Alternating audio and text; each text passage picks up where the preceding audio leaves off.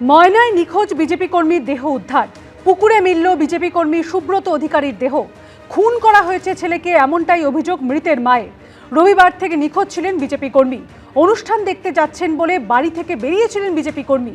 বাড়ি না ফেরায় ময়না থানায় নিখোঁজ ডায়েরি করে পরিবার। বৃহস্পতিবার বাড়ির পাশে পুকুর থেকে উদ্ধার হয় দেহ। ময়নায় নিখোঁজ বিজেপি কর্মীর দেহ উদ্ধার হয়। প্রাথমিক তদন্তে দেহে কোনো আঘাতের চিহ্ন নেই। পরিবারের তরফে থানায় কোনো লিখিত অভিযোগ দায়ের হয়নি।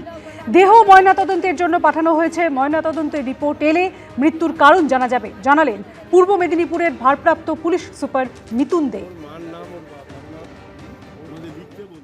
কেউ মেরে ফেলাইছে গো বাবা, আর কিছু না রে বাবা রে। ধৈর্য রাখুন, আরেকজন ছেলে আছে, সবাই গান শক্ত হয়েছে, গায়ে কিছু নাই। আজ ভোরে খেয়ে ফেলি দিয়েছে রাত্রে। আমি ঠাকুরমন্দির ধোয়া দিয়ে যাই, কোনো দিন কিছু দেখিনি। সেও আজকে না ভাসিয়া উঠা পড়ছে গো। আগে পঞ্চায়েত আজ কদিন গেছে গো, কেউ গায়ে করেনি গো।